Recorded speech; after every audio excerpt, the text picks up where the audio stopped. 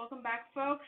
This is Cetria, Cetria, and I'll be working on finishing up this print for conventions. It'll be a general chat for today. Hopefully,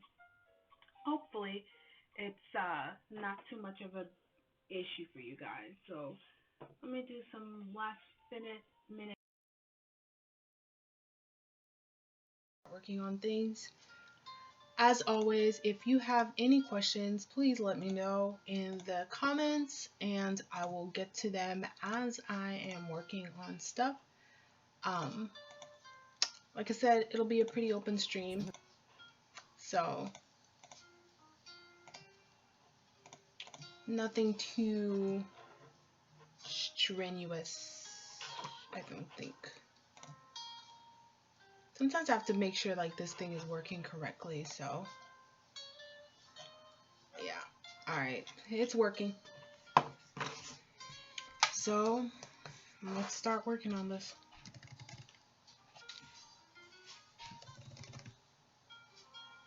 Alright.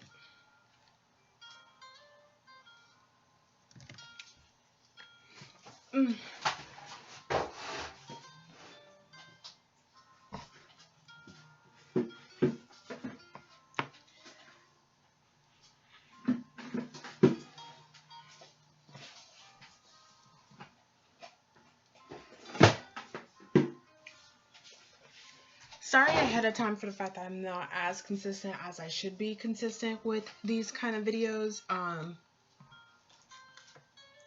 know that it works better, but with the way the next couple of weeks is going to be, it's going to be pretty hectic. So you'll have to forgive me ahead of time for that reason. You should see the state of my room.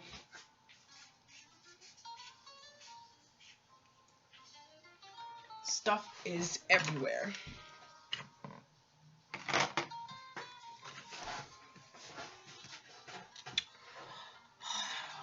No, I haven't had time to actually work on this print.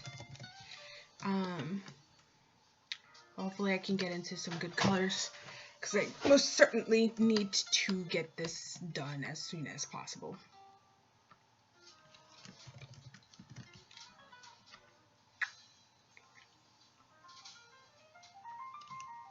Okay.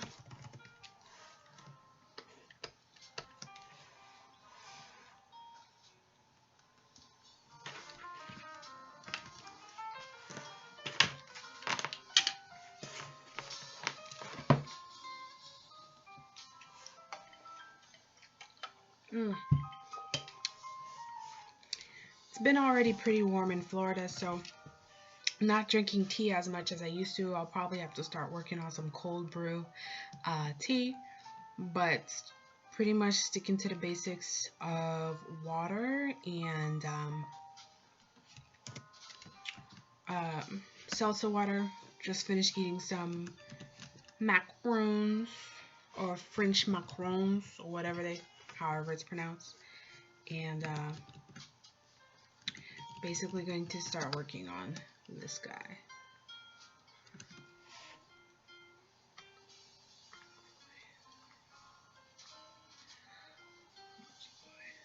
Yeah, that works. I have quite a bit of ways for this print, but I think I'll mostly be on here for about an hour. So,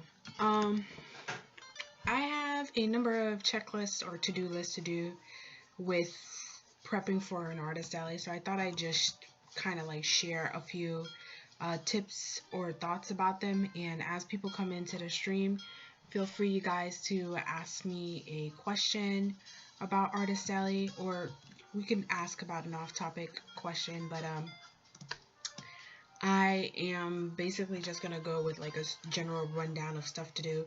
So I know con season is coming up. I know some people have already done con season, like they've already started and stuff like that.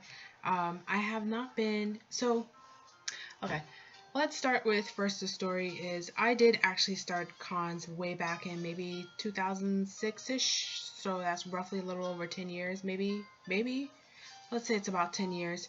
and I was kind of off and on doing Artist Alley for several reasons.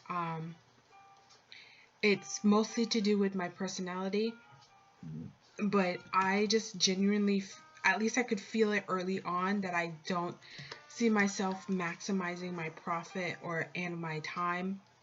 Not that I was really thinking about profit and time, but I just knew it's just I didn't make enough money back then to really felt like I justify the amount of work that I've done, that I do to, travel and set up for Artist Alley, and in comparison to other things. And then there was general things going on in my life, and things are still going on in my life, but I just felt like, no, I can see where there's this issue. And back then it was easier to get into Artist Alley, but it wasn't that. It was kind of expensive. It still is expensive. It got more expensive, but in general, the thing is I knew after maybe one or two conventions that I like the adrenaline rush that I get from doing Artist Alley, but I know for a fact that my actual future as an artist was not too much into Artist Alley. But I did it off and on for a couple of years, and then in the last 3 years, I didn't really do it. One, it got really hard to get into. Two, I wasn't really paying attention to the sign-on dates, and three, it, I had other things to deal with. I was finishing with college, and I know eventually I had to pay back those student loans. So I was really focusing on how to, deal with financial freedom and paying off my student loans as quick as possible. Let's see here. Where's my brush here?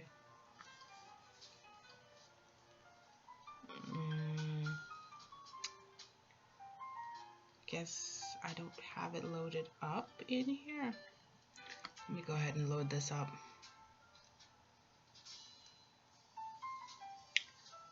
Load presets, tools, tool managers.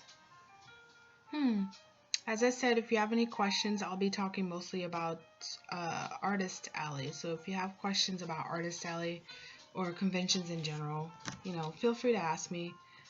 Don't be shy of any questions. You could ask me specific questions or numbers or whatnot. If that will help you, I am not going to hold anything back.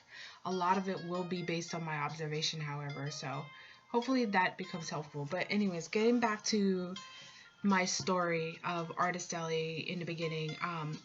So as it has gotten increasingly difficult to get into Artist Alley, and quite frankly, I was not making enough during the convention weekends. And then I come to an acceptance that in comparison to the artwork that I actually want to do versus the artwork that tends to be pushed a lot at conventions, and it's not just, oh, I don't want to do fan art. There's just certain topics that I don't particularly care for. I've also kind of not separated, but kind of distanced myself from general fandoms, only because the stuff that's coming out from the actual companies, just happen to not be something that I care for. No extra drama or anything, just, the stories that I like, the shows that I like, I would like to watch them, but they're not. They're bringing out a lot of other type of genres that aren't my thing, and that's part of the reason why I kind of distance myself. So now, ironically, even though people are talking about fan art, again, excuse me if my voice sounds a little bit off or whatnot. It's like 84 degrees in here. Anyways, like I was saying, it's not like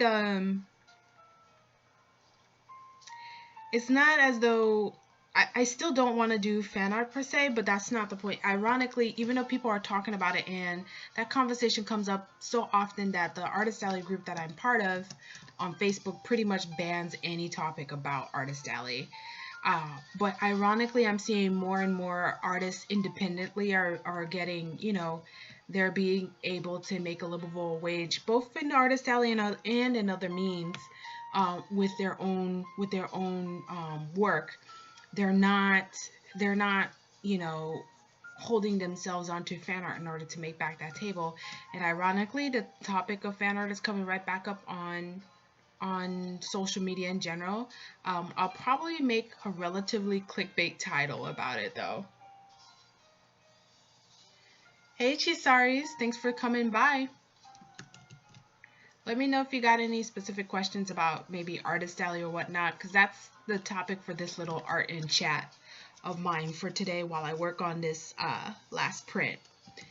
But going into it now, as I was saying, I feel that now that I do work at a day job where I'm doing art, and I know for a fact that my future is not there anymore, and artist alley might still not be my future, based on general information that I've heard from other artists and by watching them, that a lot of the people, especially those who don't do fan art, eventually move to like a small press booth, or they actually go into the exhibitor's booth. And I know if I do decide to continue to do conventions, which I probably won't, because my weekends are actually dedicated to a number of things that I gotta do on the weekend. And I don't want to keep using up my weekends for, for conventions. But if I do eventually want to get myself into the exhibitor's booth. And especially because if especially this last 2 years, there's been like a record number of people signing on to Artist Alley. Some people say part of the reason is the bad economy. I honestly think it's because people think that, like if they draw a couple of fan arts, they'll all of a sudden be able to pay their rent, which is not true. And this shows that even if you get into the show, you won't make back that much of that money. Like, it's not guaranteed. Anything could keep you from making that money.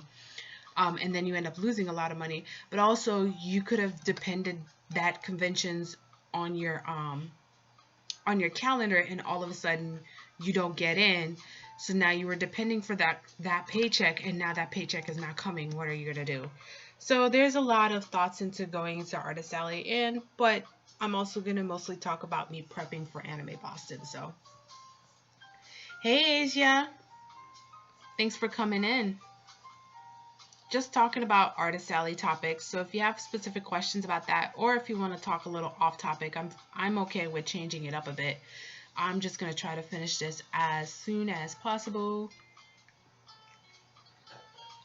Yeah, it takes a bit for people to come into the stream, and also I'm kind of streaming off days. Like, I don't have a set schedule. I'm sure if I had a set schedule, I would have more people coming in. Like, I keep saying it would be on Sunday, then I moved it to Monday, and then Mondays I get too tired, and then I moved it to Tuesdays, and now today is Wednesday. So it's hard to do a live stream, especially if I'm not feeling well that day. I'll probably start editing a couple of backup videos for days that I can't stream or something, just so people get into the habit of knowing that, okay, Satria has a video up at this time of the day. So yeah, it'll probably take a bit for people to notice, and it's a weekday. So that's what it is. So if you guys have very specific questions you wanna ask, now's the time to do so. Because once I get a lot of people coming to watch my streams, because I've seen some people, they have like 300 plus. I think I went into one stream, there was like 1,000 plus people watching, and there is no way to have a conversation at that amount of numbers. So long as I have roughly maybe less than 100 people watching me, I'll actually be able to read the comments and answer questions. But until then, monopolize my time if you feel like it. Get it while you can. All right, then. Yeah, I do have a general, not general, but I do have areas that I'm going to talk about. So if ever I say something that's not clear, let me know. So going back into the general, I've already kind of given an overview of my past story. I was off and on going to conventions, and I know for a fact that I don't see my future in conventions for several reasons. One, I don't sell fan art, but that's not, not going to conventions, being an artist alley. I don't sell fan art, and here's the thing. It's almost like a self-fulfilling prophecy, right? People constantly say, if you're going to do, and I'm going to have a video about fan art later, but they basically say that, oh, if you're doing conventions, you have to do fan art because that's what people buy. And I'm thinking it's the reverse, because the fact that almost everyone does fan art, and I've read non-artist blogs that talks about it, One had called it as overpriced fan works. Others are saying if you want fan art, go there. Do you understand what that means? That means that we basically inadvertently branded Artist Alley as the place to get fan art prints. And personally, as a shopper, I almost never buy much of any fan art prints because I personally don't care for pinup work just for the sake of pinup work. If I want my favorite characters, I'll just go and get official license. The only time I've ever purchased a fan art is I probably didn't know the series, but then that means I bought it because I like the artwork. And again, B goes right back to, did you do something really unique with the character? But anyways, the point is, I think there's a nuance to the conversation that's not talked about. And part of it is, what do you want out of going to Artist Alley? Some people like, oh, I want to make money, but it's like there's better forms of making money for the sake of making money than going to Artist Alley. So that's that. The point is, I had general, just kind of like different kind of thoughts and opinions. Again, I don't want to use up my weekends flying from one place to another to make some sort of money that's not really guaranteed. You understand? But anyways, so moving right along now, this year I am going to attempt to get into about 6 conventions this year, just to kind of give myself a real push into it, because I promise to do it again.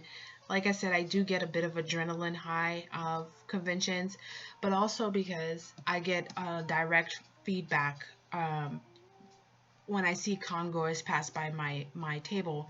I've had experience of people, quickly rushing by only to like do a double take and backstep and look at my table. And then I've seen people who've actually slowly walked by Artist Alley and just kept on walking by and didn't stop at my table.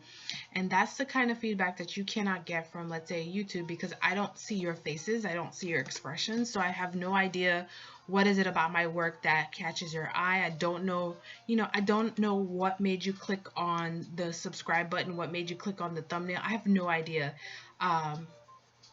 But with Artist Alley, I get so much like that kind of a feedback that you can't get online. Other things is people are more likely to chat with you, instead of leaving a giant comment. Things like body language, the tone of a person's voice. I've worked retail for quite a bit, so it's like I'm pretty sensitive to things like that. And even just trying to get people to follow your work and stuff like that. I feel that you get so much more out of it from going to Artist Alley. So that's part of like my adrenaline high. But so what are my plans for going into Artist Alley? What are the things that you yourself, if you're deciding to go into Artist Alley, what should you be working on? What should you be planning on fixing on, doing better on, or learning about, and things like that? Because I feel like a lot of the information is still outdated, and that's part of the reason why I'm going to Artist Alley this year, is to really get better information, because the information is not specific to someone like, say, me, who only do original artwork, who also makes comics, who does not work in, let's say, a genre that most other people work in. I don't really work in fantasy. I don't do macabre. I don't do things, I don't do super kawaii or cute stuff. What's that kind of, what is that? I think all of us are introverts, so I guess that doesn't count. But I really need more of that information, of what it means to set that up. So while I'm working on for Anime Boston, I have like a long to-do list, and as I'm working on it, I realize I have other things to do. I've been having a lot of things to do. So one of the things that I noticed is definitely needing to plan ahead. I knew since last year that I was going to try to do for 6 conventions, so you need to have product. 2 years ago, I did a Kickstarter, and I still have those books, Eau Claire books, because the year that I was going to do convention was a year where I was going through way too many things, was moving around and all that stuff. But you need to plan way ahead, probably about a year, maybe a year and a half in advance, to do conventions. And the reason being is if you're planning to do a product line, and you're dealing with, the real world, you do not want to stress yourself out 6 months ahead of time and then try to like bang crap out. And I see this way too much in Artist Alley, and I don't think people really understand the big issue is that when you're constantly tabling next to a bunch of people that are just just just dropping things out of them, just like, just whatever as quick as possible. um it's not about, oh, you're lowering the quality. It's just you're training the people to expect a certain thing. Like, for example, I know what, let's say, a big store like Macy's would normally sell, and I know what a store like Forever 21 would sell. I would not go into a Forever 21 store and expect them to sell stuff similar to like Macy's Charter Club or whatever higher brand name.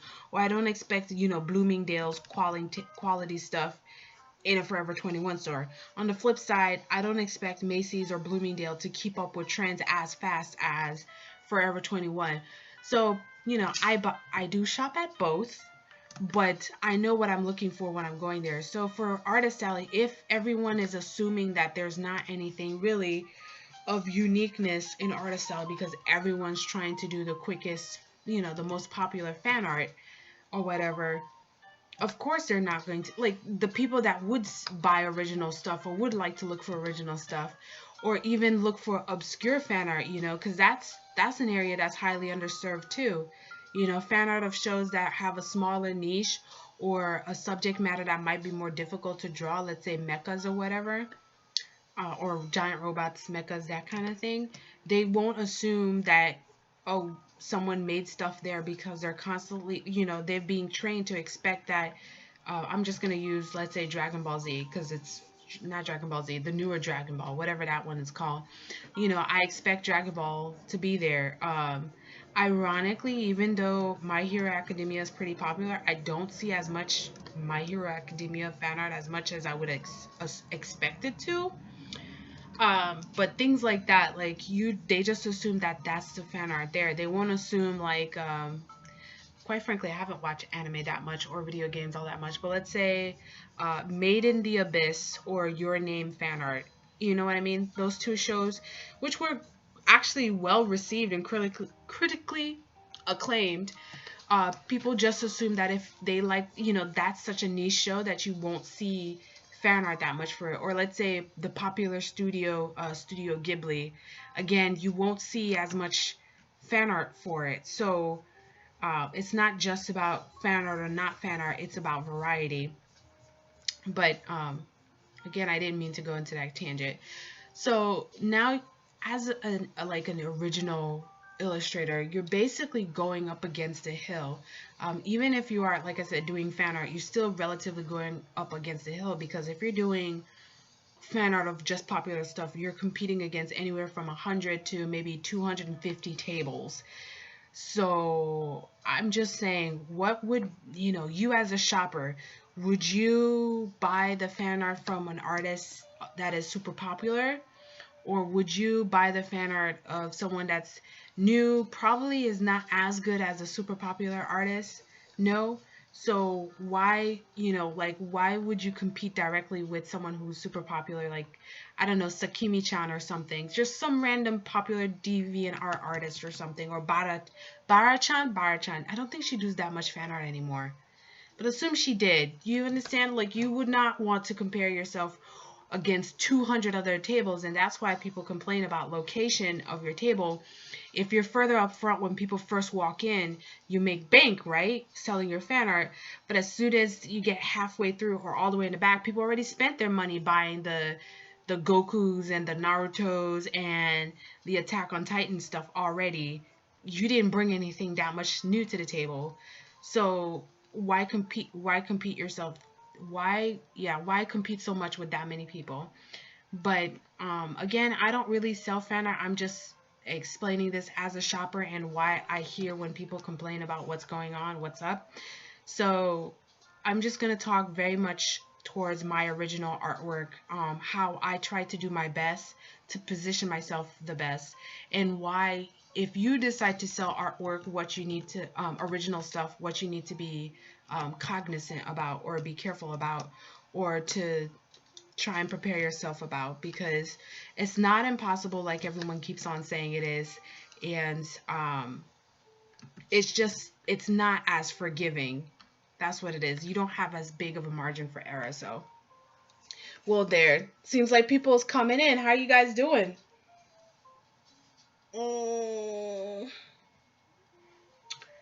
Hey folks, you guys finally coming in. I know I should keep to like a schedule, but I had the day off Monday and I was gonna do a long stream, but family came and visit, and Tuesday was my sleep-in day. I was tired. I went back to work and I barely had any sleep, so I knew I was gonna sleep pretty well today. So that's why I'm doing this stream and gonna get this print done before I so I could send out artwork to be printed. And just talking about Artist Alley, my stories about Artist Alley and my tips for Artist Alley if you're doing original work. And these tips will work for people who want to perhaps predominantly sell fan work. And I plan to have like a video dedicated to why you should not do fan art, and then later on do a video about why you should do fan art and things like that. So if you have any specific questions about tips or tricks or questions about Artist Alley, both for comic conventions and for anime conventions, because I've done both, please leave it in the comments, you guys.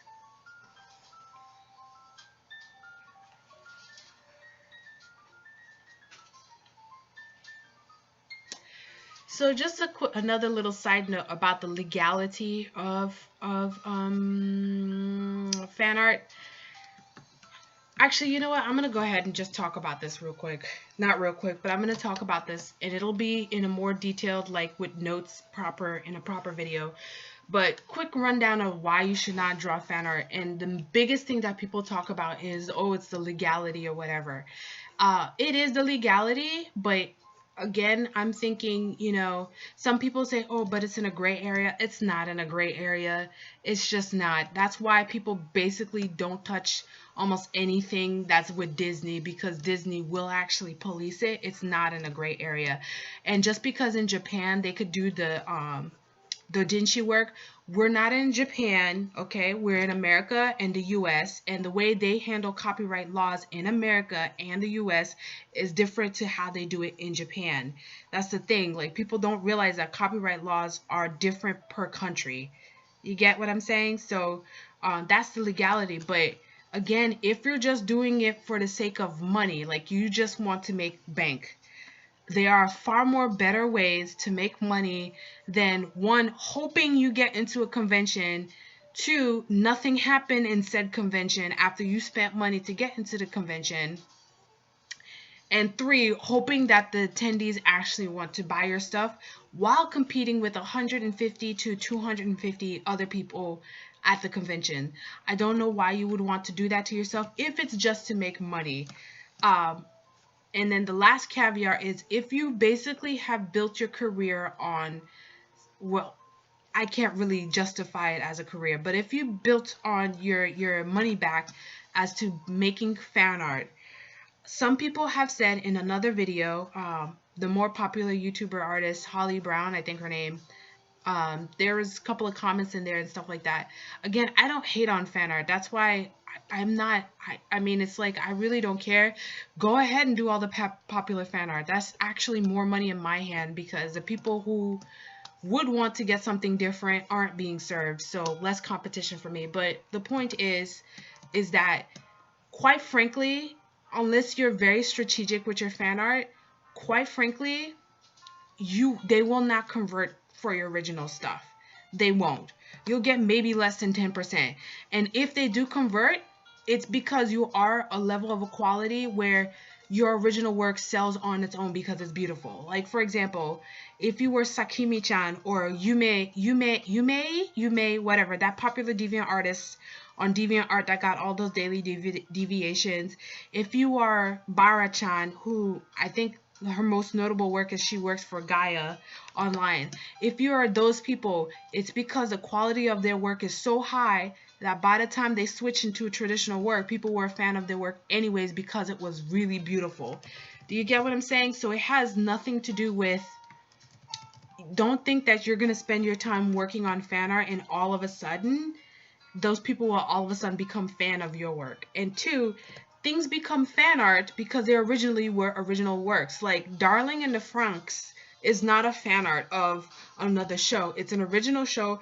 People get to see it and they liked it. That's what I'm trying to say. So I'm going to go ahead and give out the general planning. So if you're going to try and sell original works for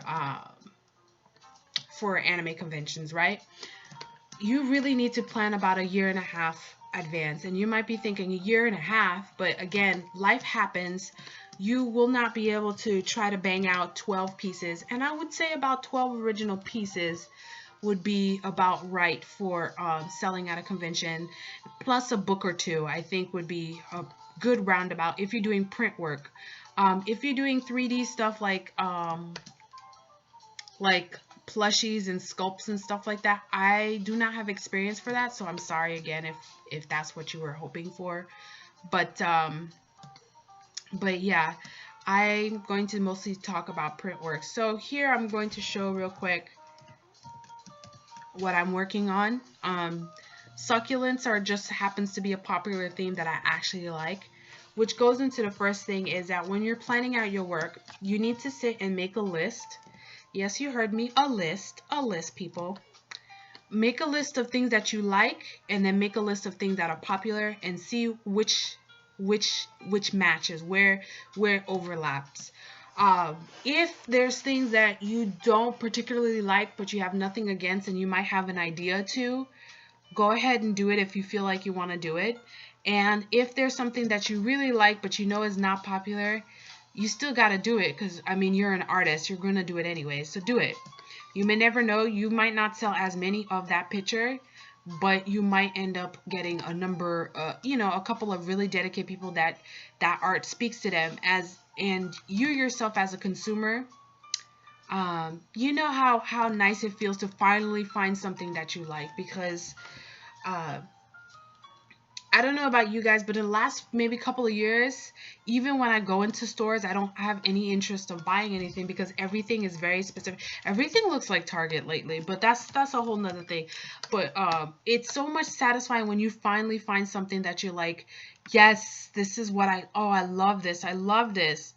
So go ahead and make the one or two pieces or a couple of pieces that are not necessarily popular. You won't sell as many, but it speaks to you, and you'll finally find a couple of people that it really speaks to. Another thing is to accept that as you're doing original work, it's going to be a slow burn, but it's going to be a much more dedicated and curated group of people that are following you. Like you guys, like you're following my work. Why are you following my work for? Because you find it satisfying, as one of the comments had said. Thank you. You find it interesting. You find it, you find it different than maybe something that you might have seen before, and that's what you want to. That is what you want to.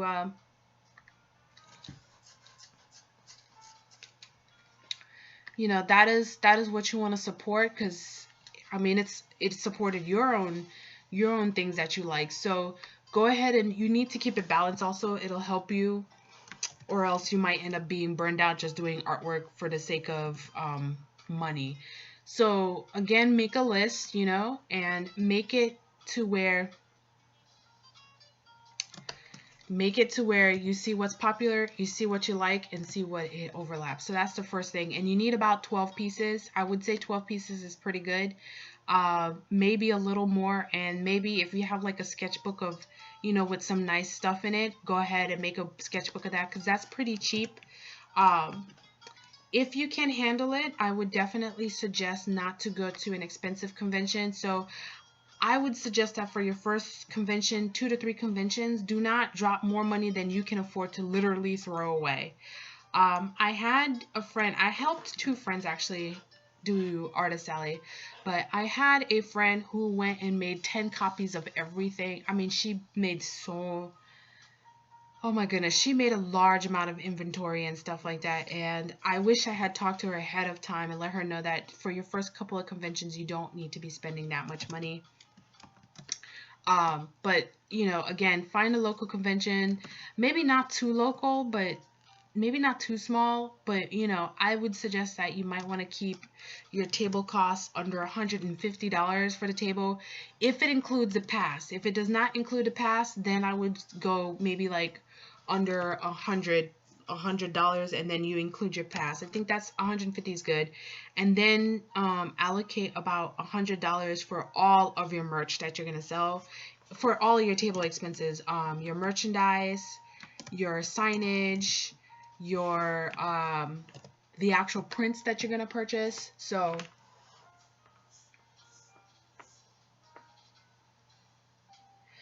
I would recommend that for starting sellers, like I am going through the whole process of being new to Artist Alley.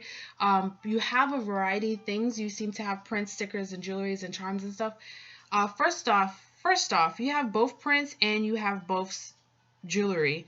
Um, this might be a bit anecdotal information, but I would definitely suggest in picking one or the other relatively, unless they match each other. So I know of an artist where the artwork that she makes is very fantasy oriented. The ladies are wearing a lot of jewelry, so of course when she makes the jewelry, it would be showing in her prints. So first and foremost is that you need to have something that makes sense. Like the 12 to 15 pieces that you make needs to actually look like they all belong to the same brand. Again, going by the theme of, if you're going to say, Forever 21, they have a very particular brand or like a taste. Like what you're getting when you go into, say, Forever 21 versus like, say, Bloomingdale's or Macy's or whatnot. So if you are doing both jewelry and prints, like you're doing both 2D and 3D, they need to relate to each other in some kind of capacity. And once you get 15 pieces, and what I mean by 15 pieces is 15 distinct designs of anything. So in my case, I do prints, so it would be 15 different prints. And from there, only have 3 to 5 of anything. 5 of the one that you really feel proud of. 3 of the one that you think is a little bit out there. You're not sure you'll sell that many, but 3 is about good. And again, keep to roughly $100. Like your total budget for your first convention should be $250, all inclusive. It should include your food, your snacks, your table merchandise, your table decorations, your banners, the table cost, and your ticket.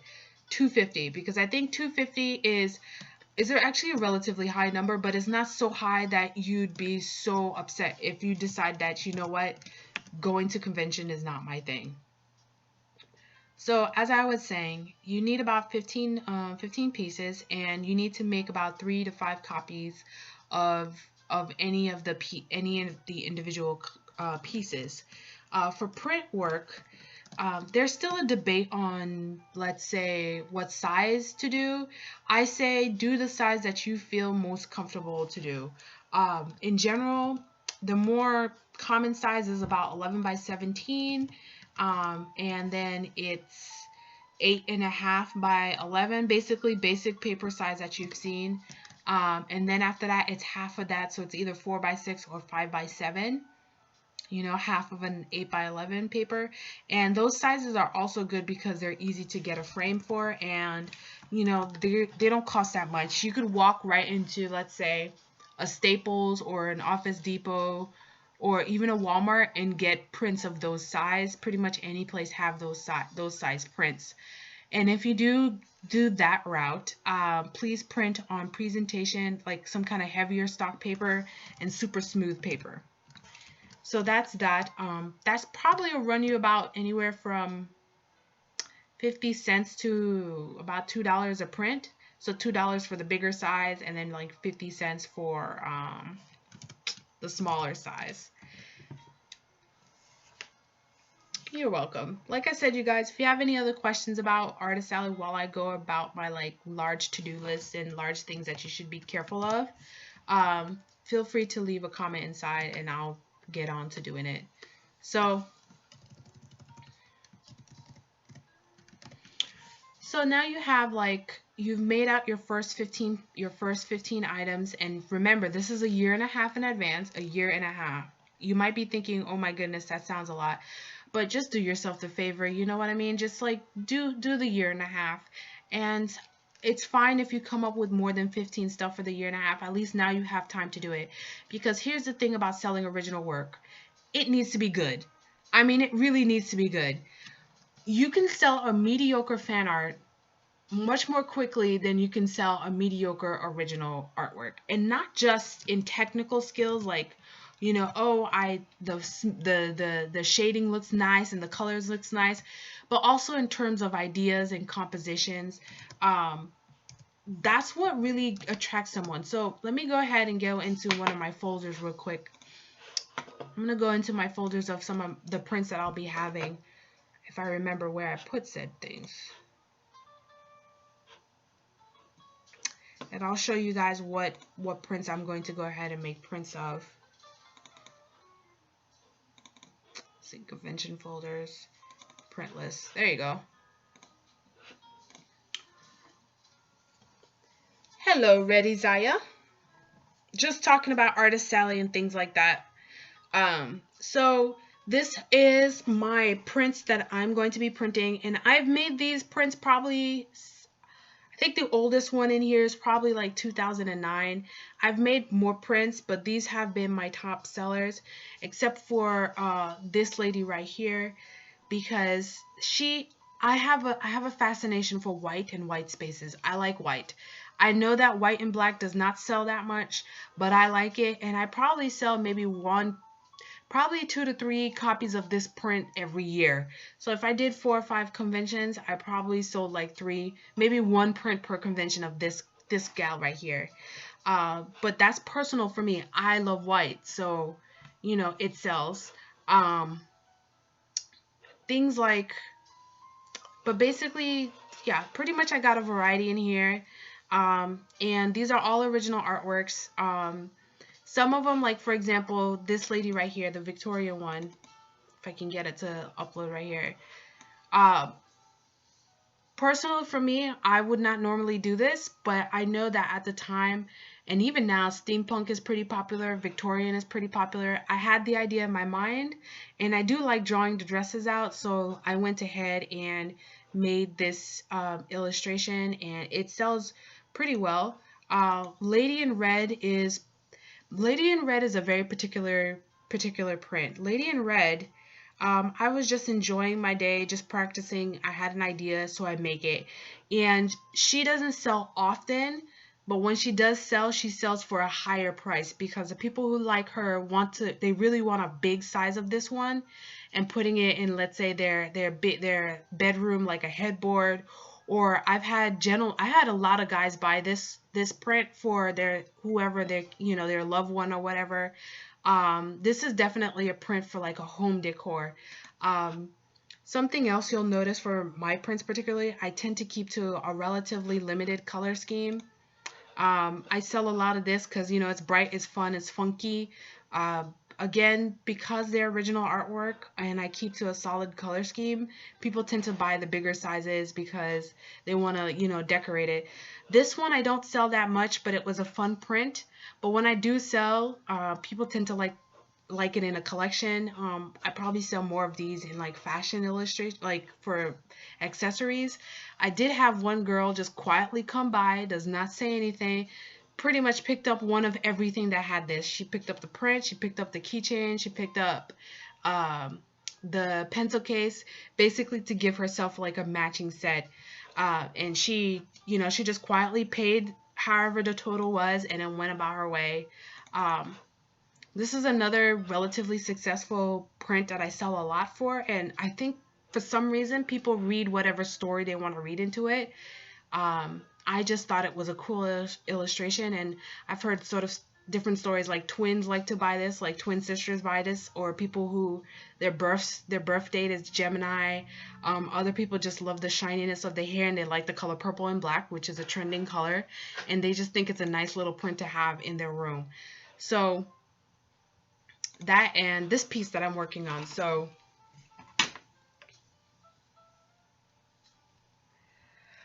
how you should start at. Could you kind of clarify a little bit? Because I did talk about my personal story, and I did say that for your first convention, you should spend a max of 250, like total cost, paying for the table, the ticket, the food, the merchandise, and everything else. Um, if you are print and you're original print artist, you need about 12 to 15 pieces. So if you could specify your questions, like, you guys, while I'm still, a small YouTuber when there's not like hundreds of people in the live stream, be specific, be greedy, ask for do not be shy in any of the questions you want to ask for. I will tell it like it is. I'll tell it like it is. But anyways, so like I said, it depends on you. For me, I found that I do sell bigger pieces because a lot of my pieces could go.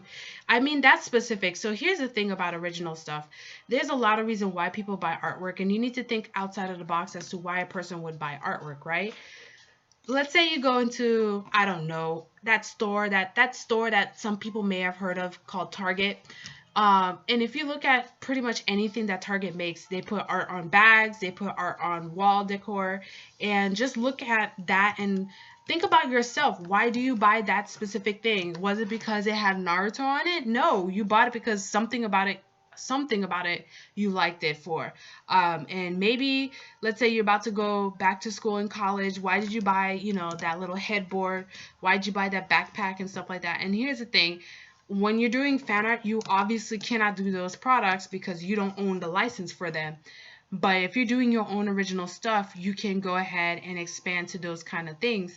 And also, because it's not fan art, you are actually targeting a very different group of people that would like things differently. But for the most part, art is used decoratively. From the skirt that you wear, to the backpack that you purchase, to the lunchbox. I mean, that's what it is. So when you're doing original stuff, think about, where would my stuff be placed on? And I've rearranged a lot of my original work for other type of products, but that's for later. I would really suggest not to go into too many products for your first couple of conventions, because what you're actually doing throughout those convention is seeing which illustrations are most popular, which ones of your popular prints, and also, personally improving on your own artwork. So like I said, those arts that I just show, those are my best-selling prints since 2010, and I've added on to them. There's a couple of prints that I've discontinued. And when you're trying out new prints, I suggest you only print about 3 to 5 copies regardless. Some of the prints that I showed you, I will be printing more than that because, one, I'll go to more conventions, but I know for a fact that, okay, I'm going to sell 10 of this guy in this size, and then, 15 of this guy of this size, because you need to get information. You cannot just go to your first convention and expect to sell the same way as someone who's been doing it for a while. So,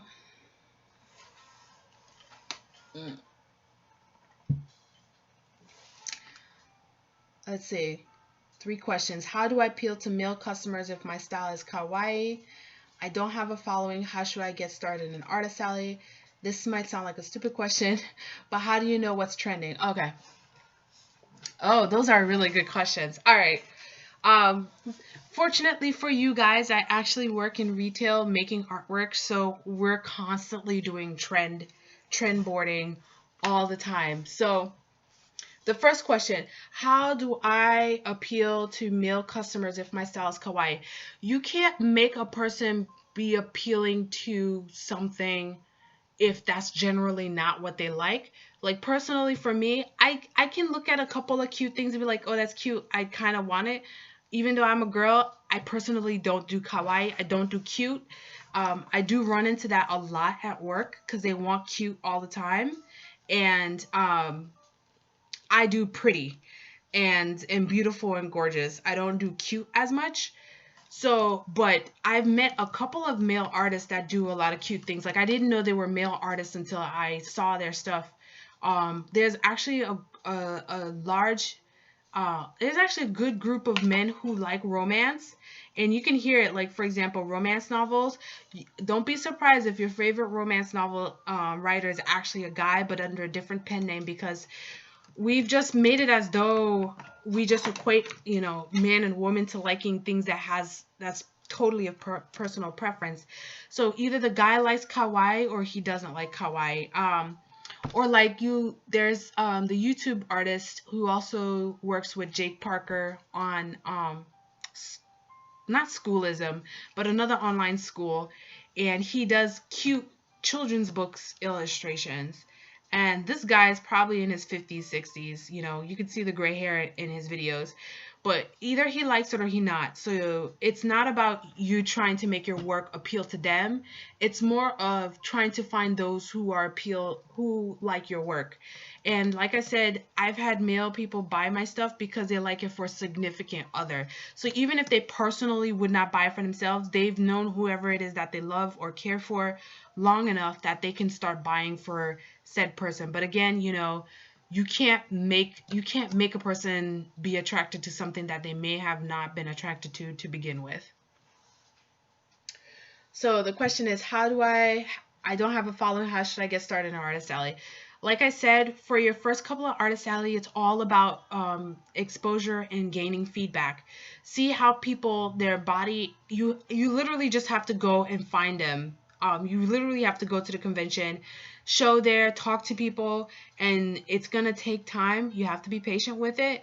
Try to not so much give out your business card, but try to get them on, let's say, your sign your guest book with their email list or their social media handle, and go in and after the convention be like, hey, thank you for passing by, that, this, that, and the other.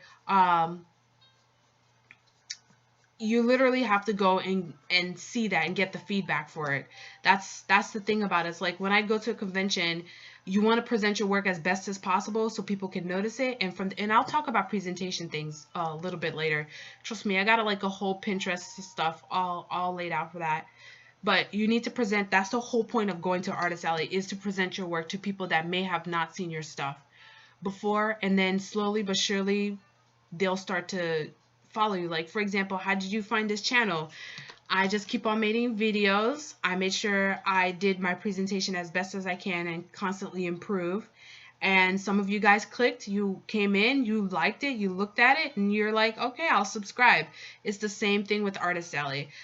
Just that's why I say you really should keep your expenditure maybe max $250, because at $250, if your work is good and the convention have people that are willing, you should be able to make $250 back.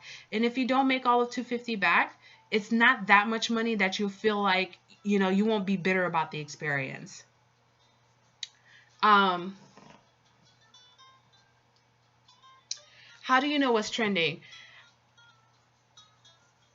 There's a number of ways to find out what's trending, especially if you're doing original work, because again, I don't know what is up with the people. Whenever you talk about Artist Alley, they immediately talk about, oh, fan art. And it's like, it's not, you don't have to make it so cookie cutter. So for general trending things is, for one thing, people watch. You can, you go to the first convention, you see what people are wearing, you see what people are buying in their hands. And then you can make that as a note for your next convention. Look at the people's photographs. Like, if you look at photographs on, say, Facebook of people you follow or company pages or whatnot, you can see what's trending there. You can go to just stores, because the stores, they already did the trend report. See what's trending there. You can go to other sites like Redbubble, Society6, Cafe Press, Teespring, all of those sites, Etsy, and look at what's trending on whatever category. Amazon, go and see what's trending on whatever category. Go to, or let's say you want to make something original based on something that's there. Like, for example, I didn't watch Yuri on Ice, but Yuri on Ice is pretty popular, and the fact that the Olympics is talking about the Winter Olympics and figure skating. So even though you don't do Yuri on Ice fan art, right? but you might like something that you particularly like about ice skating or dancing in general, or I don't know, snow or ice, and then you can make a theme based on that. You know what I mean? And I mean, all of those sites are going to show you the most popular or most selling things, you know. So you type in something like, for example, I have a print that's not a character, it's a crystal print. Let me see. Actually, let me look it up here real quick, cause Redbubble. You could literally, like, I don't know, pick wall tapestry or something off of Redbubble or any other sites, right? And then not most relevant, but here, see right here, it says it trending. And there you go. Japanese wall prints, mystical stuff. So a lot of mystical stuff is trending or whatever, and you could get a general idea of what's going on. Um, don't hold on to this like 100%, because a lot of time the stuff trending is only because that artist had developed like a popular following or whatnot. So I'm gonna just show you something real quick. So this print right here is my #1 selling print so far, and it's literally because I thought of this because I like Sailor Moon, I like crystals, and I like purple. That was my idea, but I know that crystals, I'm sure you all know, was pretty trending because you see people making that artwork all the time. Just go to like Instagram, type in a keyword or two, and see what's trending in that area and get ideas from there. There is trend reports, like, for example, let me see. There's a lot of them, like pattern observer.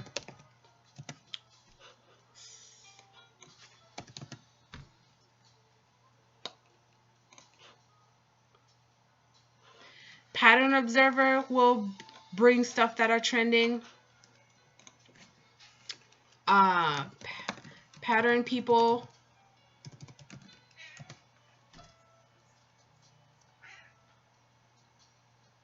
Let's see, go to journal.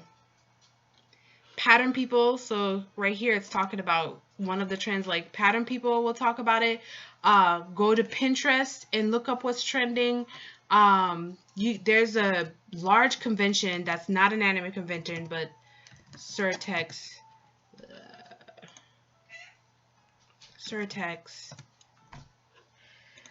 See, let me go back. What is it called? The Marketplace for Original Art and Design.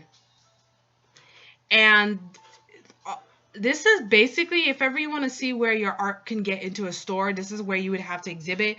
This is like $10,000. I have never been there, but whichever. A lot of times they'll give out trend reports, but more than anything, you can go to like, where is it? Exhibitor. Where are you? What? Okay, exhibitor list. You can basically go to like exhibitor list, and you're gonna get all of these studios, and then just look it up and see what end up trending. Most of these people have Instagrams that'll tell you what's trending. You have places like Design Sponge. There's so many Design Sponges.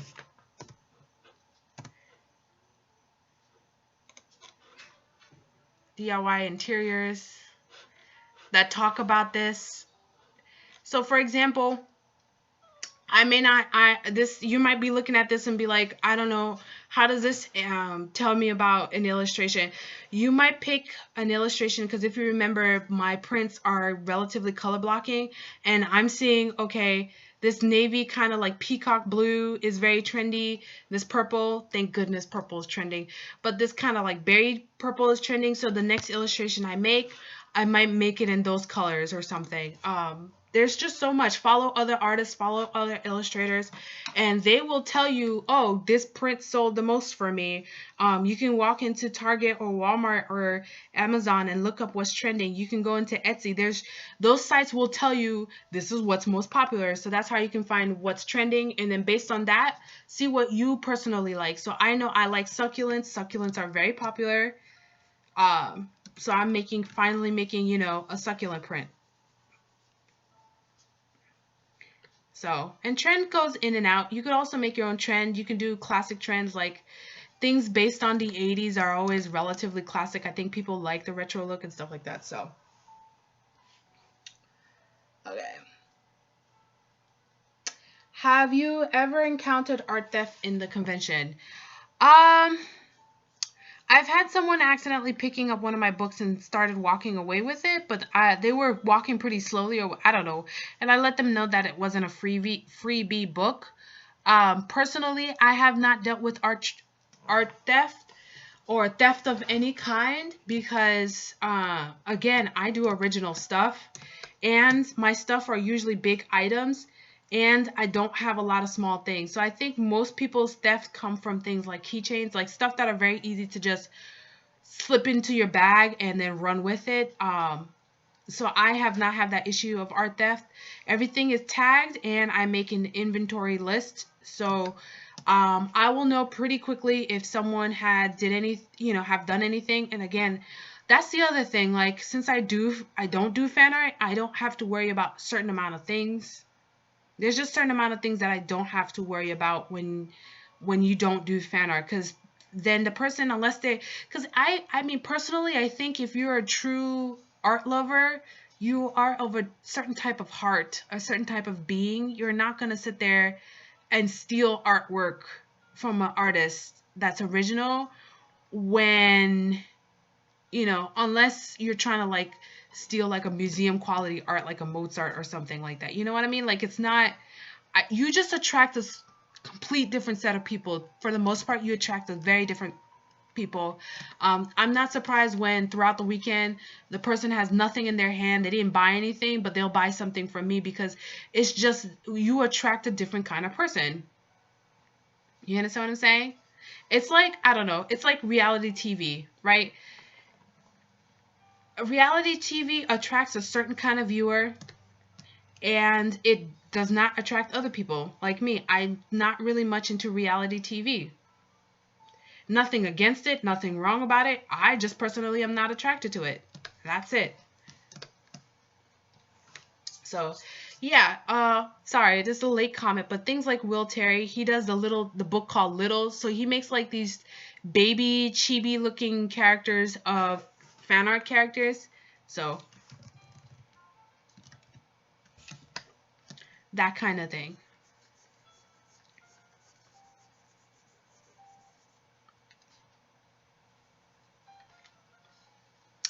So anyhow, let's see. I've talked about how much you should spend for your first convention. I talked about how many items you need for your first convention.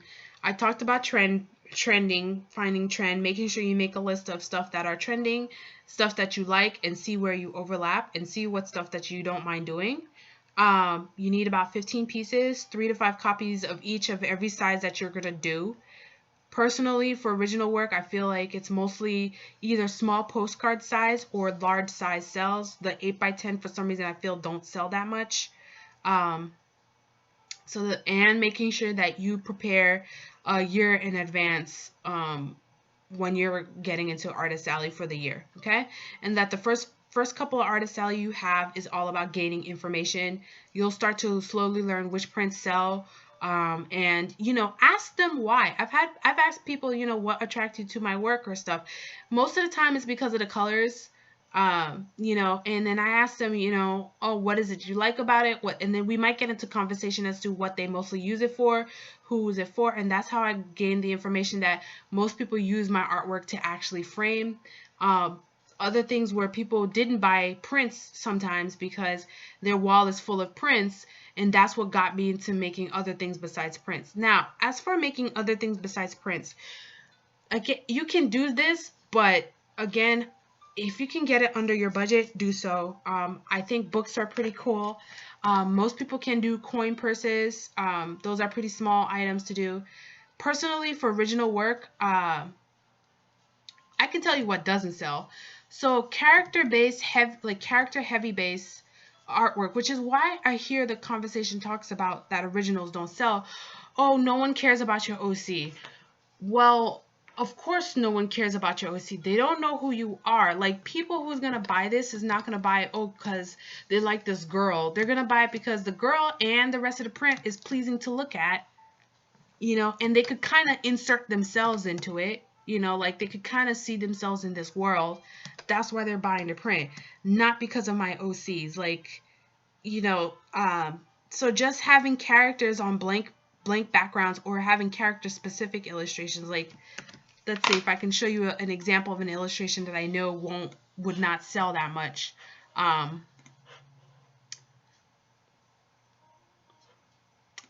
Projects, star. Let's see if I can get it to open. Oh, there it is. How big is this? This is like, no one would, I mean, I might once in a blue moon get someone to buy this print, but no one would buy this print because it's very character centric. Like, you understand what I'm saying? This is obviously a design meant for a cover. So who is this person? You know what I mean? Whereas the other prints feel more like, oh, I'm supposed to hang this on my wall. Like, you just automatically see it and feel like, I want to hang this on my wall. You know what I mean? Like, I want to put this above my bed. I want to put this above my little tea dining set in my kitchen. Do you get what I'm saying? Like, things like that. That is what as far as original work goes, it's decorative pieces. It's meant for decorating. So you need to consider, you know, if it was you and you didn't know what this illustration was about, you know, would you just buy it because it looks nice and it would look nice, which, I don't know, things as abstract as it looks good for with my couch. Like, people buy art because it looks good with their couch, you understand? Which is why for your originals, I really highly suggest that you go with a very simple color scheme. So this is a green, like a green and yellow with a little pop of pink color scheme. So literally you could put this right over, let's say, I don't know, let's say you had an apartment and you had a couple of succulents or a couple of herbs near your window way, and you just want that as part of your plants or something. Things like that. You get what I'm saying? Or if you had a green color scheme or a yellow color scheme or even a little pink color scheme, which are actual home decor colors. So it's stuff like that that you need to consider when coming up with your original stuff. So go ahead and sign all your artwork because people like it. But more than anything, make sure like your artwork have either like my online name is Satria, so I'll put my real name, but I'll also put my online name, or somehow for some way for these people to find out, you know, where to find your stuff.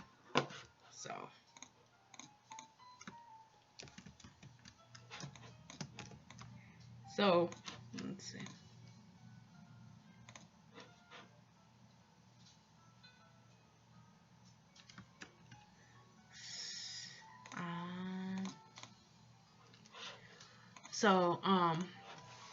That's that. So I've talked about types of artwork that sells for the most part in terms of original work. Now, let's say you're going towards more like you want to make comics and you want to sell comics. I'm not the best at that kind of thing. I feel like that's one of those slow burns too. Like, you need to spend the years making your webcomic. You need to make your comic as attractive as possible, as I've said. And let's see here. Let me make this pinker, less pinker. Pink. Yeah. Let's lower the saturation a bit.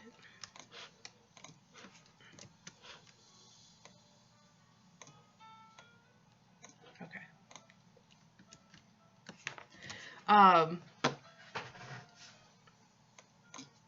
I'm just adjusting these colors right here. Select, reselect.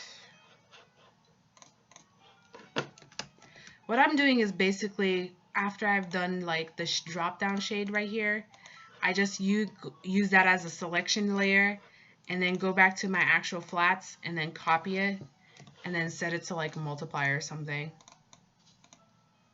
That's what I'm doing here in case you're curious. And then I'm just changing the color balance because I want the shading to have like more color to it or something.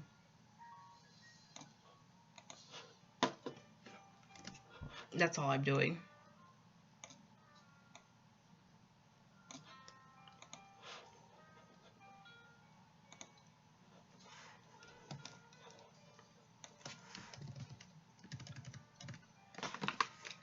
Huh. Gotta get this done. Um, as far as where to sign your artwork, I would say it depends on what the person wants. For me, I just like to sign in the back bottom corner. Some people prefer that I sign on top.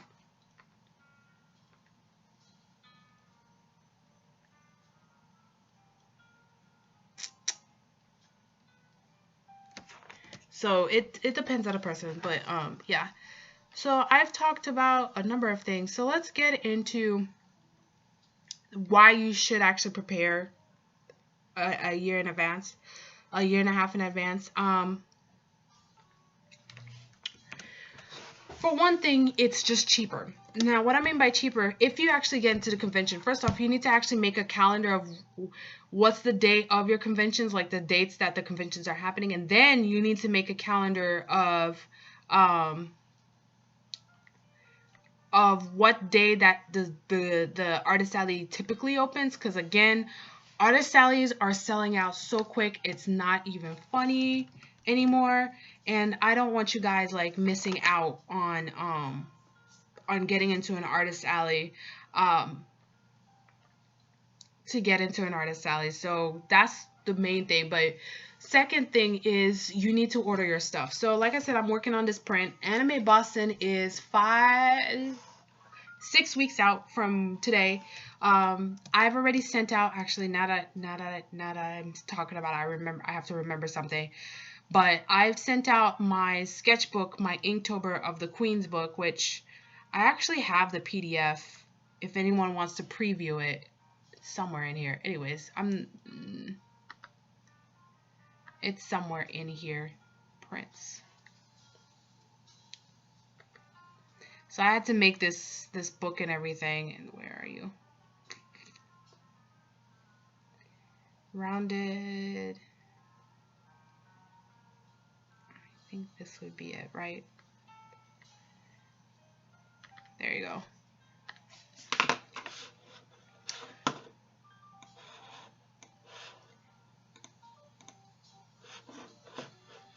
So I went ahead and made the book, and I sent that out to the printers. The printer, would come back. They need to give you proof, and it's better to do it ahead of time, because if you don't, you'll be charged a rush order, or worse yet, you order the book and there's something off or something is wrong and now you don't have time. You need to be able to order your supplies. For example, I've ordered one set of supplies, which is the prints, the little bag that you put your prints in. I mistakenly ordered one that was not enough. I got 50 of them, and maybe I'd survive Anime Boston on 50, but I didn't want to take the chance, so I ordered another one, and I just got that today, fortunately. So this other popular YouTuber, you may have heard of her. Her name is I don't think you've heard of her. Maybe you have. Her name's Bailey J. Yeah, that girl. She she had ordered prints for a convention that she was a guest at, and she ordered the wrong print covers. And she was doing some kind of like weird Frankensteining thing to get the prints to be the correct size and stuff like that. And that is something that you could avoid, if she had ordered it ahead of time. So she did not. So, she suffered the consequences for it. But that's what I'm talking about, is like, especially if you're doing your first, you're going to make mistakes. There is no doubt about it. There's nothing you can say or do about it. It's just going to happen. So rather than, make yourself go through all of that headache of having things not only come into you incorrectly, but actually you could miss a day. You have no idea when there could be a major accident going on somewhere else, or when, anything could happen, or we just, not just, but a few months back had the hurricane and people literally lost mail all over the place. You never know. So why make that headache for yourself? So you need to do, send out things ahead of time. From this print company that I'm gonna order my prints, they sent me the wrong print one time. Like they sent me someone else's print, and I know another print company sent someone else's print to another person. So things like this happen. Another reason why you want to go ahead and make sure that you do this stuff ahead of time is that, let me go ahead and deal with this, is that you don't want to be behind the line. And what I mean by behind the line is, if the printer is a popular printer amongst everybody else going to the convention, everyone's going to do things last minute. And there's no way they could print thousands of orders within, 3-4 weeks. It's just not going to happen. They're just going to go, whoever came first. You don't want to be in that issue. So why do that to yourself? You know what I mean? So that is part of the reason why you need to do everything ahead of time. Because you best believe I'm going to have all my stuff here 4 or 5 weeks ahead of time. Double check anything, and that way it gives you the breather for last minute changes. I can still go to, let's say, Kinko's or Staples or whatever and get the last minute things done. And I need to load this up. Let's see, brushes. Get more brushes.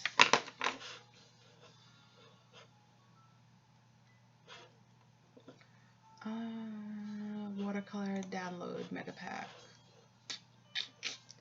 I'm just downloading some brushes real quick.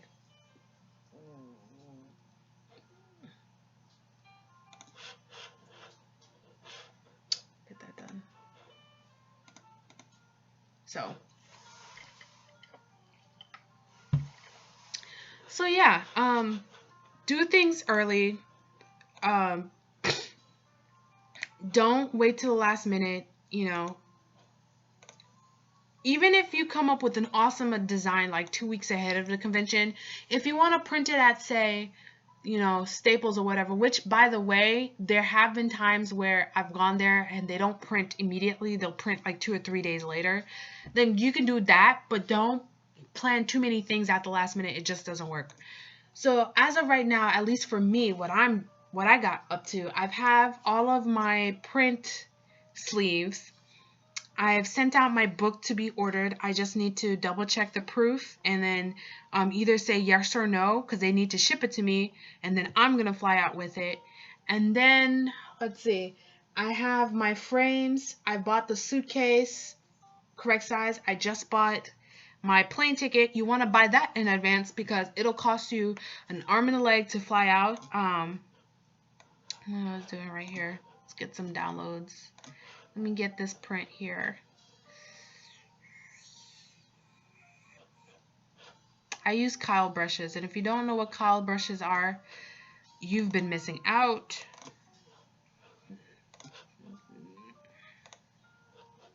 You've been seriously missing out. Let's see, blend and sharpen brushes. Yes, please.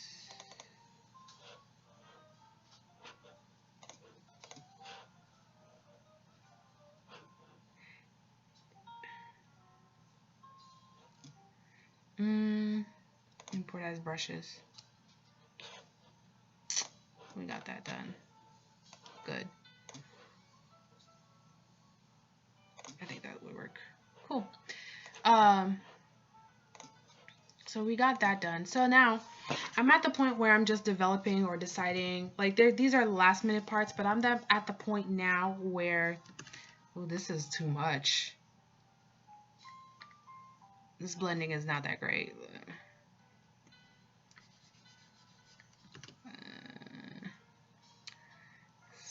I want to lessen the scatter. Oh no, I want the more scatter.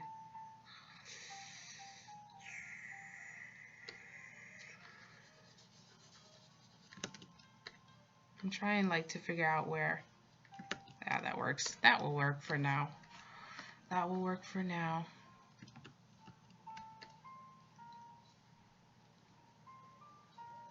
I think this is too blurry. Let's see if I can find the correct one that I want. My quest for a proper... Nope. That doesn't work. That did not work at all. Sometimes I just wish like Photoshop actually blended correctly. No.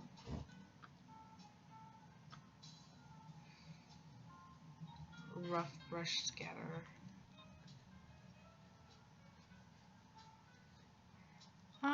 Maybe. This might actually...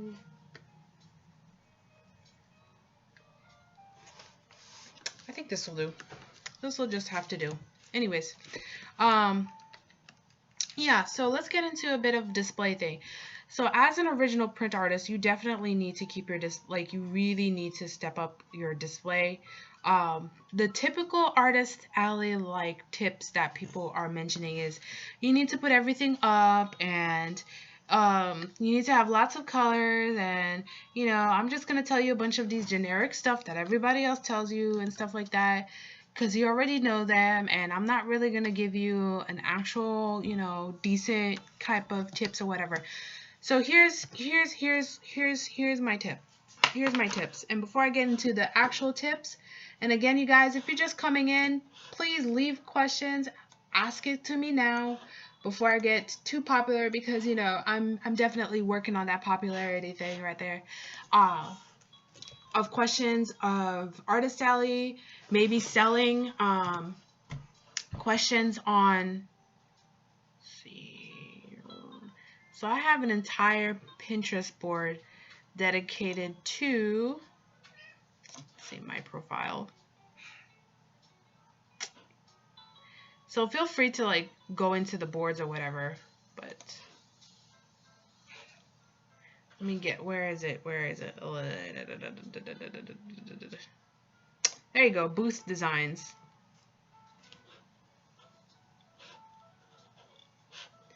Yep, I have a whole Pinterest of methods and things, and ooh, this guy.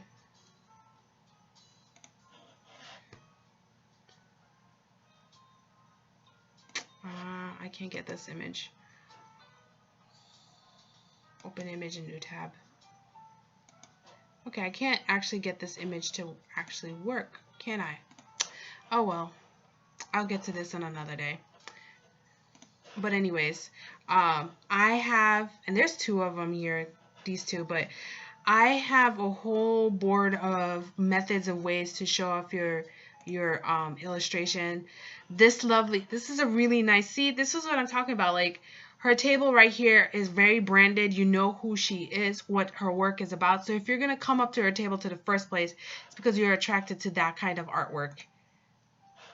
So I have a whole list of things, or you can go real unique about it. Cardboard cutouts, like, you're selling original work, you're selling beautiful work, you know, really push to it and just try to, you want to catch a person's attention as much as possible. So do something different or unique. And really try to present your artwork as much as possible. I think this table is mostly fan art. But you can see not just putting things up, but try to give maybe like a color scheme.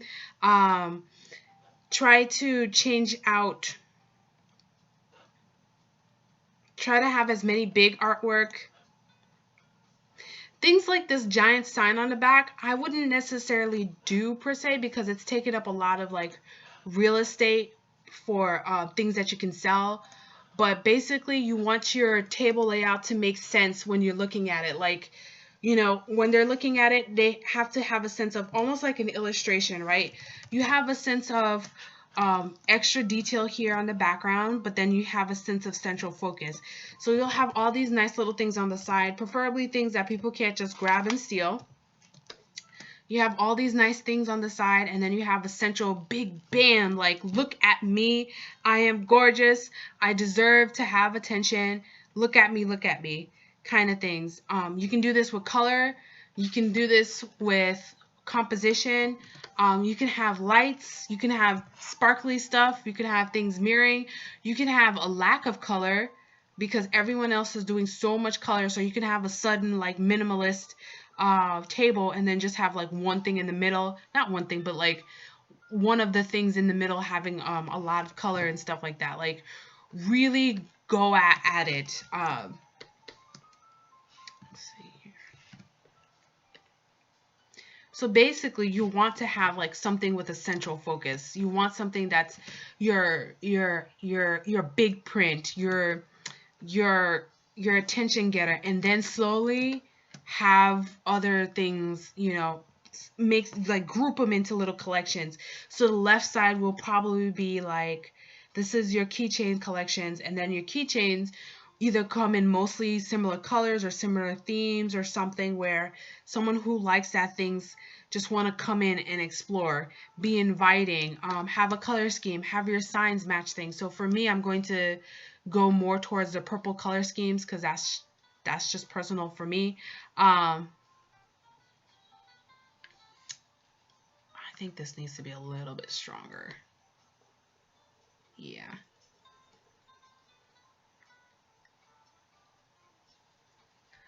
Yeah, I'm gonna go for the water. I need to get another set of brushes because this one's not the one that I use. But you need to have clear signs that are cute to read, like you want to read them, but at the same time, be prepared to yourself to look like your brand. Like you want, I have a whole little costume getup, and not like full on costume, but stuff. I have a clothes or an outfit that matches with where am I? That matches with what my artwork is like. So you got that. And then, you know, in general, like, be prepared to talk about your artwork. Questions that I generally get is like, you know, what are you inspired of? I'm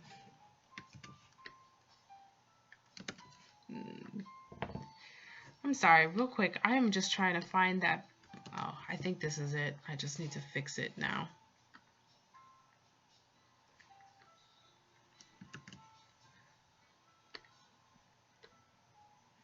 Yep, there you go. Found it. Found my blender brush that I want. Anyways, I'm sorry. I didn't mean to like get off topic real quick, but that's what I was trying to get into. Because they're nice brushes, but the default sometimes are like, eh.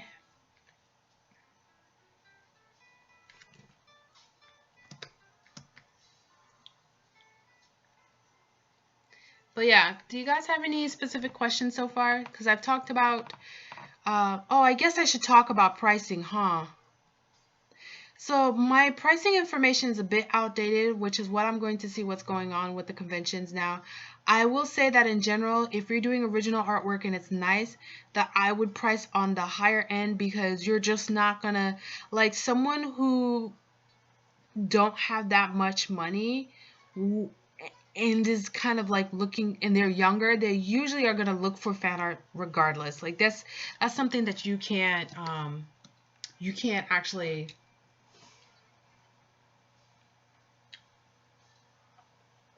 welcomes. That's not something that you can actually, like, you can't really depend on that. So if you're doing original artwork, I would definitely price on the higher end. I know most people are like, you should price lower. To be frank, because we're going to get a little bit into numbers, to be frank, right, I roughly have anywhere from 40 to 60 transactions per convention. There, you know, those were just roughly 40 to 60 people that happen to like my artwork. Because you are selling original, you're not going for like mass amount appeal. You're not looking for a bunch of transactions. So people who have fan art, they can handle, you know, selling $3 to $5 keychains and make bank about that. But quite frankly, you will not do that with original work. It's not going to happen. So there's no point in trying to compete in that same arena. So I would say price on the higher end if possible. Obviously, if you're not like a super popular artist, you cannot price the same way as them. Like, for example, if someone's super popular, they can probably get away selling like an 11 by 17 for like $25, $30, $45. you will not be able to, so don't even try to do that. Unless you're at a specific place that caters to a group of people that have that kind of money. This won't work. Where's my oil pastel? Squash, squash, squash, squash, squash, squash. In case you're curious, I'm just using some Kyle Webb brushes, which used to be about $14. I don't know if they still are, because now his stuff was bought by Adobe Photoshop. They realized everybody was using his brushes, so now they just decided to just take his brushes. Maybe this won't work.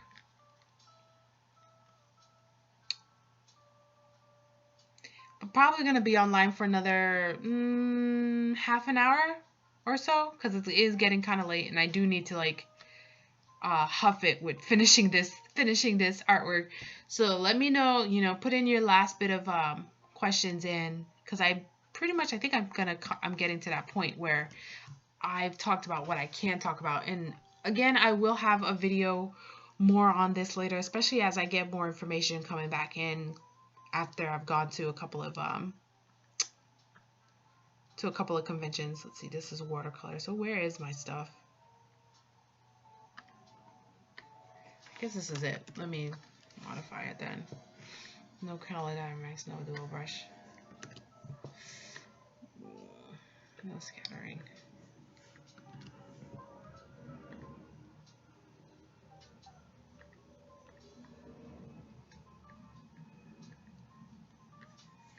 Yeah, there you go.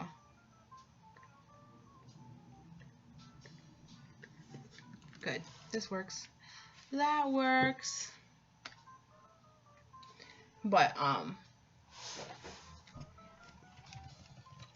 so yeah, in general, I would say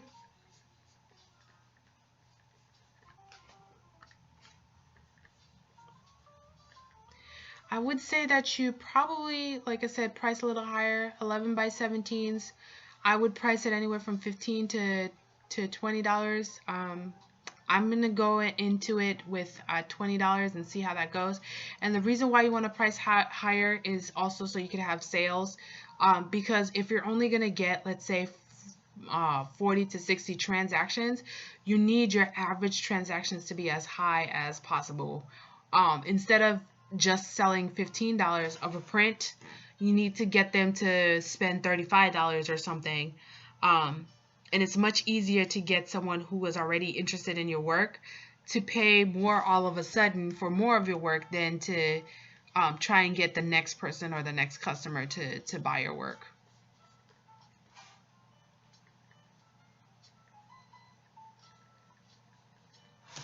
So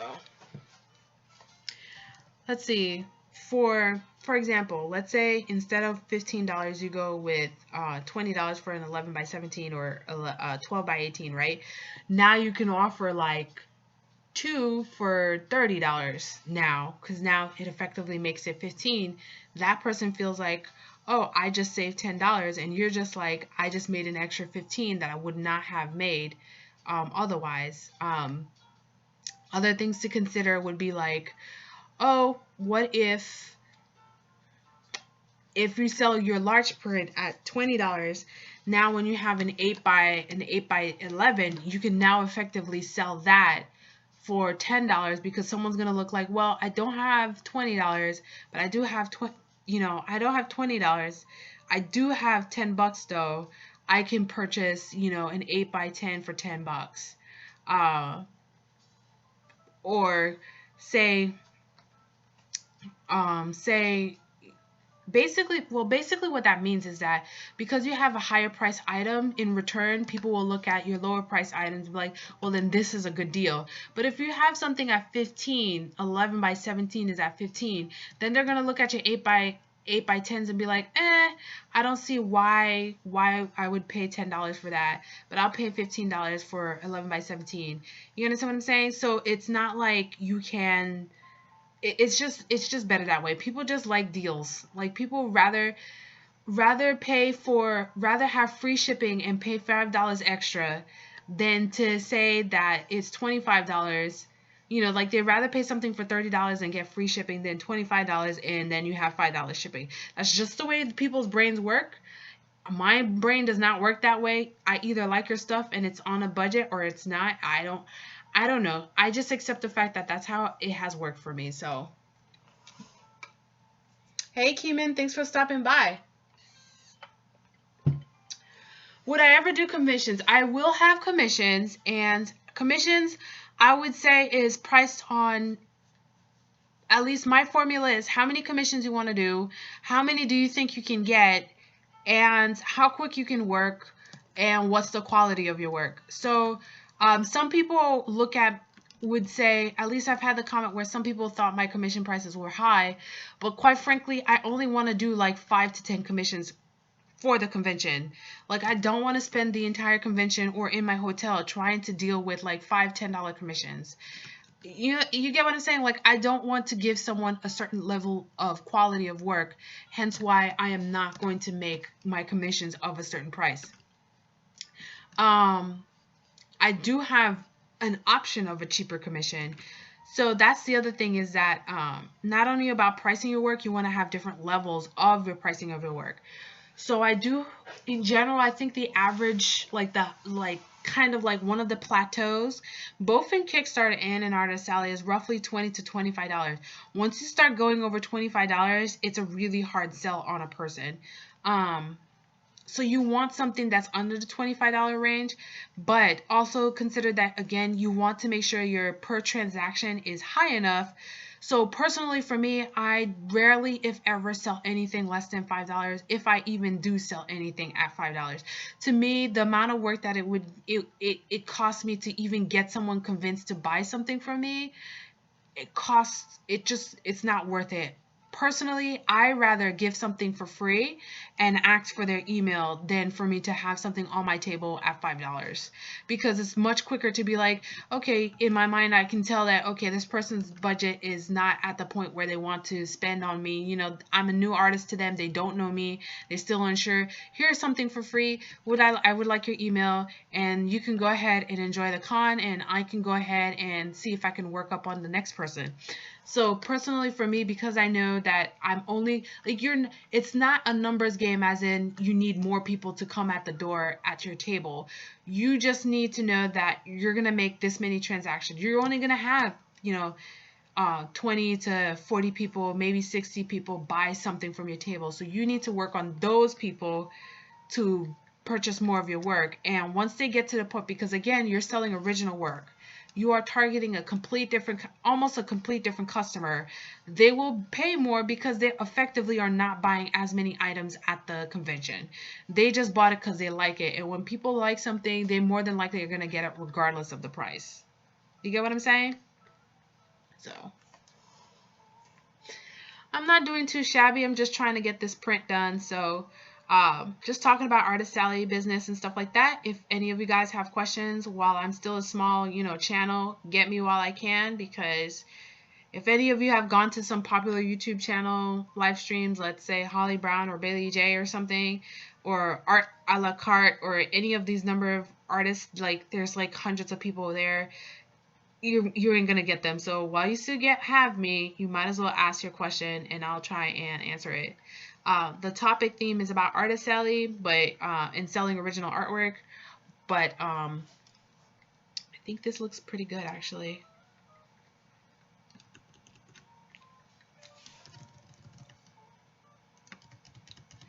Nice.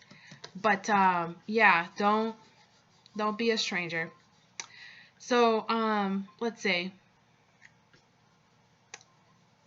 See, I already talked about pricing original artwork. Basically, your base price for 11 by 17 is going to be $15 to $20.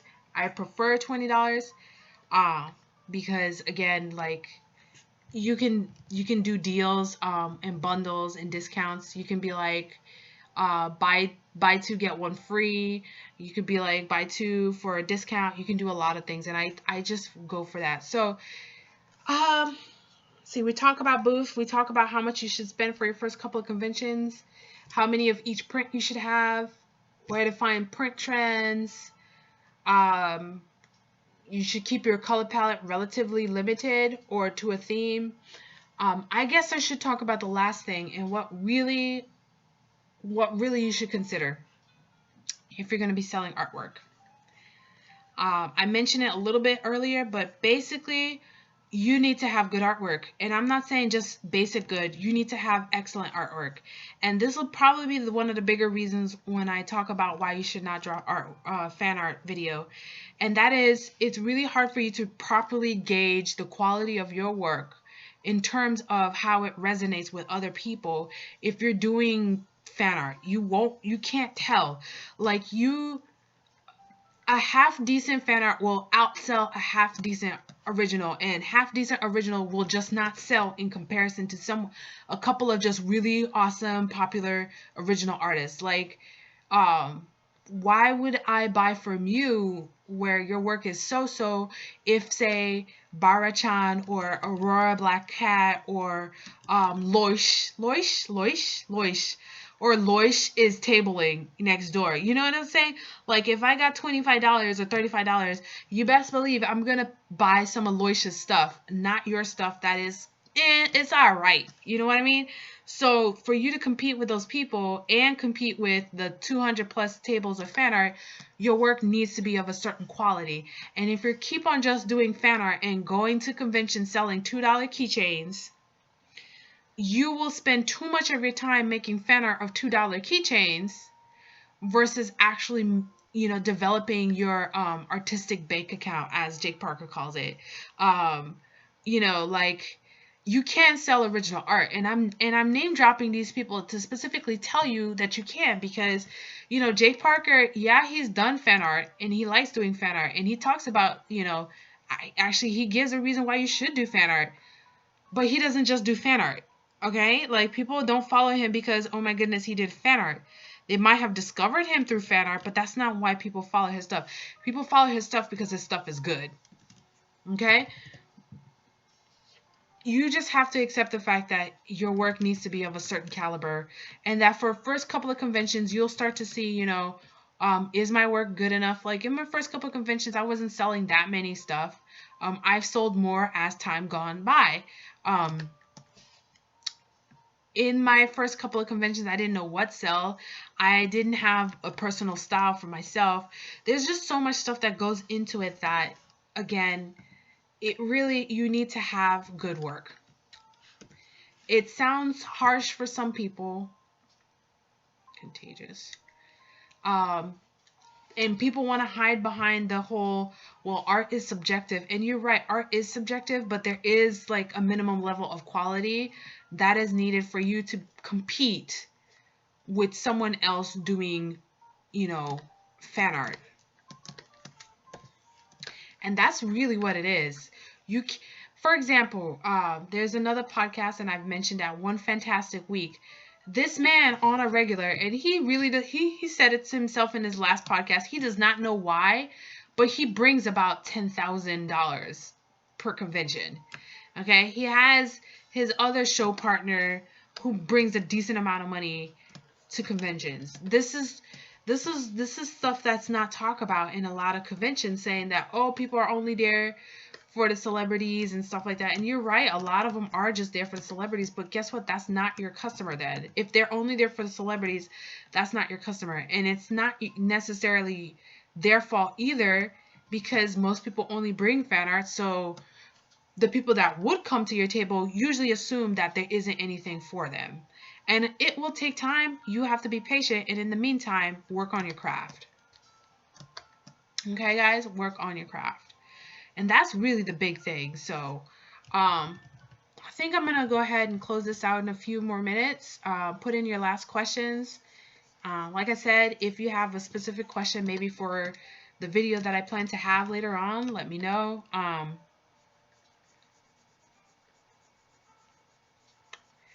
do need to get this guy finished pretty soon.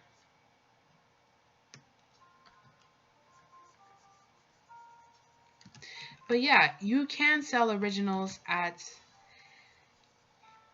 in Artist Alley, it just may take a bit to do so.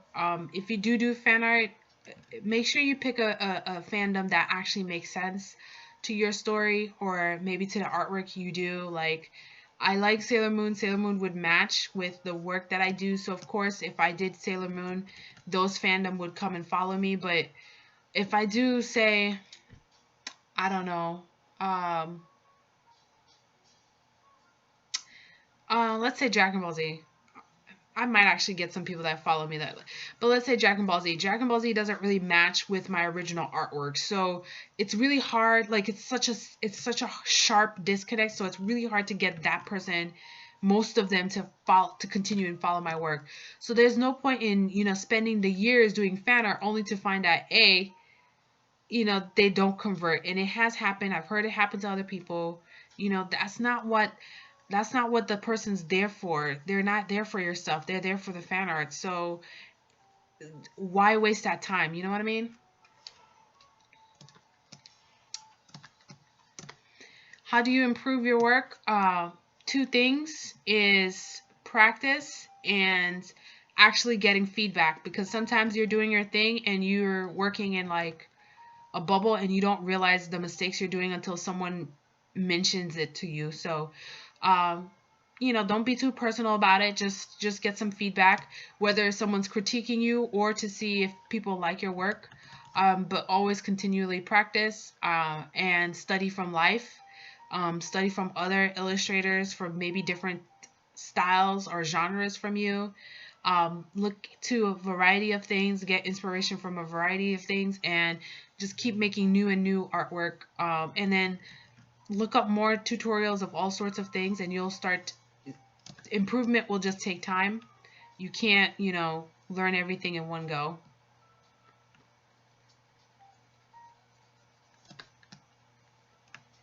So that's how you would best improve. The best thing for practice is look up different kind of techniques for specific things, like how to ink or whatever. Watch other people do it, ask questions, and then just keep on doing it on your end, and look at a reference of the artist or reference from life. So for example, if I want to say paint like Loish or whatever, she has a lot of videos of how she paints, and you basically just keep on making more and more illustrations until you finally look at it and be like, okay, this looks pretty much close enough to what she normally does. So it's you really need to paint from life, or do master studies, or copy from people on a regular basis. That's the best way to practice. You need to put in the hours, but you also need the observational hours.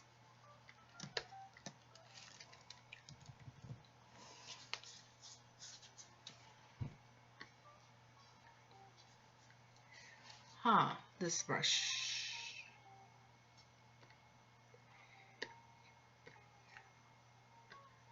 All right, better.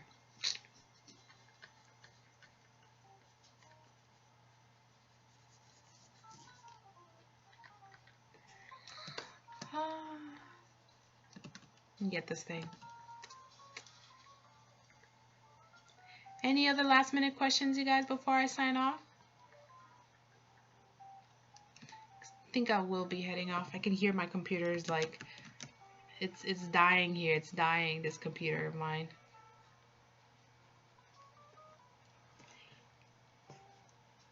Other than that, just to quickly recap again,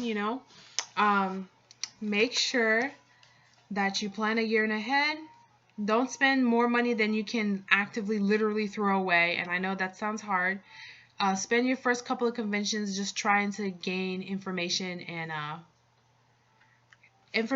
feedback is basically what you need.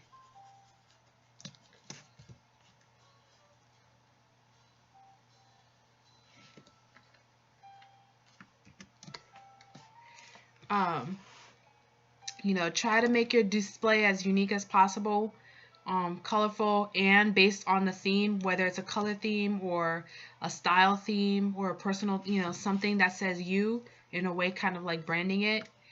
And vary your price points. Consider what your artwork is going to be used for.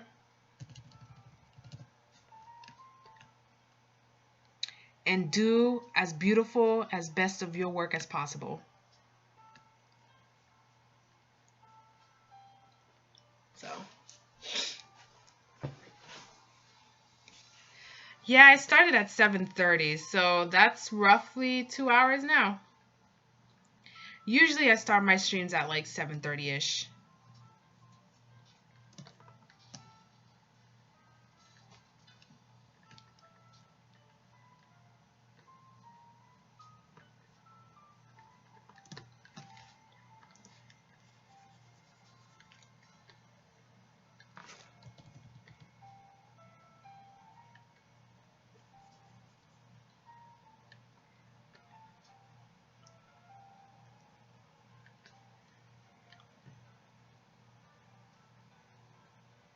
So, well, and anyhow, guys, I think I'm going to go ahead and end it right about now. Thanks again, you guys, for watching. Thanks again for coming by. As I said, I will have a more formal video about this later on. So if you have questions that pop up later, feel free to leave a comment in the comments section below, and I'll make sure to read into them. If you look at my description, I have a link to my webcomic that I had recently updated maybe a week or two ago. I'll eventually get into that. And I also have a link to my emailing list that I mail out twice a month. General updates, general tidbits, and probably a couple of like freebie things, maybe some show notes or like checklists or whatever. I think I will do a checklist. Checklist would be good. Checklist or whatever, and just general resources and announcements and stuff in case you're interested in stuff like that too. So yeah, folks, thanks again for watching, and I pretty much will see you in the next video. Love you all. Bye.